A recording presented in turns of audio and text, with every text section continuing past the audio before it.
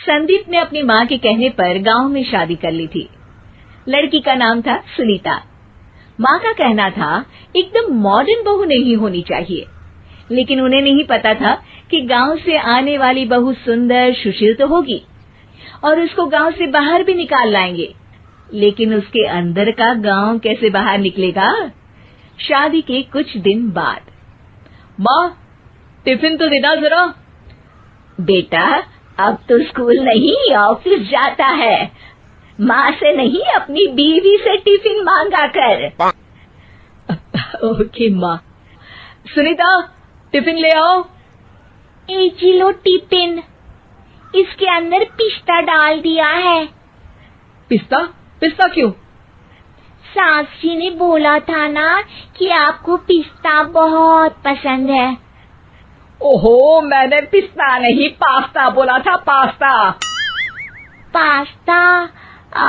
कहीं होता है पास्ता? अरे बेटी तू रहने दे, मैं बना दूंगी। अच्छा किया कि पाव भाजी बनाने का नहीं बोला, वरना किसी के पाव बना देती है। सुनीता को बुरा लगता है, लेकिन उसकी नादान हरकतें कम नहीं होती। ऐसे ही एक दिन, अरे तुमने ये क्या लगाया है? अरे आप वो फूस फूस करके लगाते हैं ना, वही। डियो? का दियो? किसको दियो? अरे वही ना जिससे खुशबू आती है। हाँ सही पकड़े हैं। अच्छा लेकर तो आना। कौन सा डियो लगाया तुमने? अभी लेकर आते हैं जी। संदीप की बात मानकर सुनीता अंदर से खुशबू वाला फुसफुस लेकर आती है। ओएमजी! ओएमजी मतलब ओ माय गणेश ना।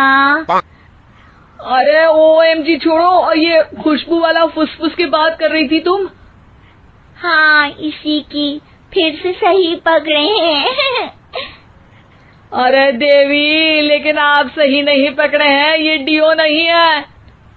डियो नहीं है तो क्या लियो है? अरे ये रूम फ्रेशनर है, जिसको कमरे में छिड़कते हैं, खुद पर नहीं।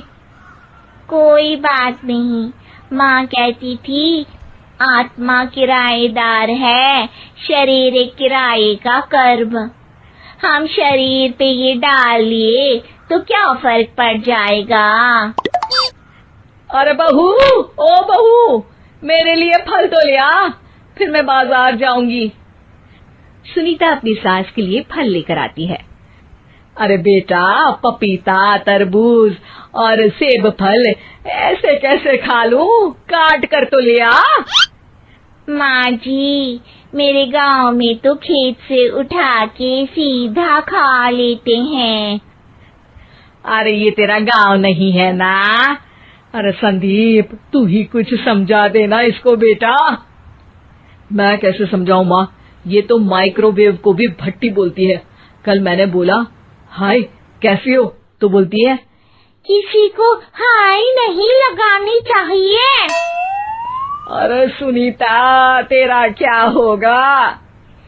अभी तो कैसे बताऊं माँ जी, अभी हम कुछ करेंगे फिर पता चलेगा क्या होगा, लड़का या लड़की।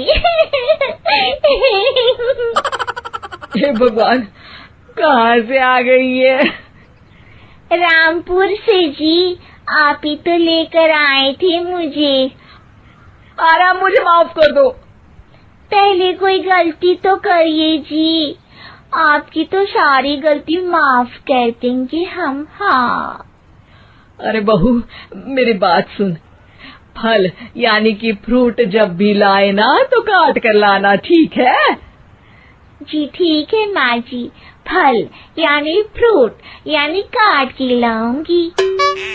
सुनीता रोज ही कोई ऐसी हरकत कर देती जिसकी वजह से उसे घर में दो बातें सुननी पड़ती।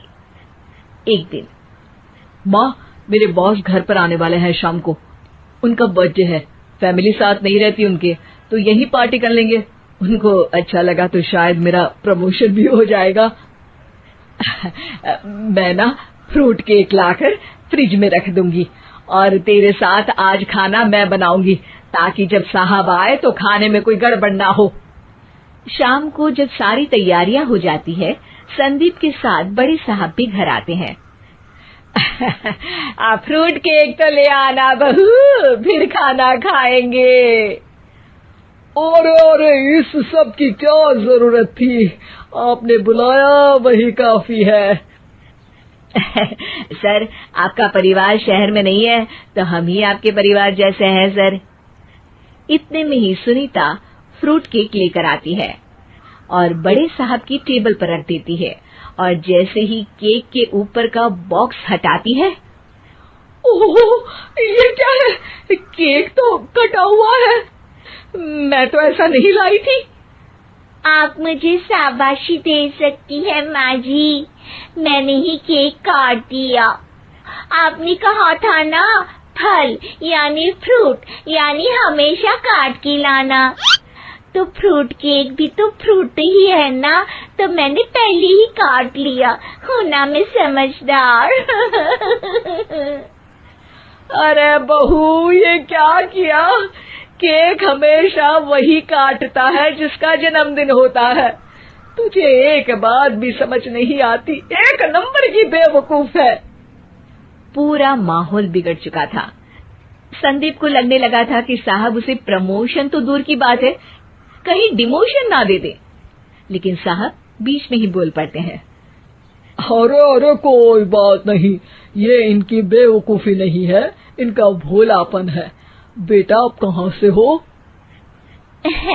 रामपुर गांव से। अरे वाह, गांव से? फिर तो आपके गांव में ताजे फल और सब्जियां मिलते होंगे। हाँ, सही पकड़े हैं। हम तो काटते भी नहीं, सीधा खा लेते हैं। मैं ना एक बार तुम्हारे गांव घूमने जरूर चलूंगा। क्यों संदीप, ले चलोगे ना?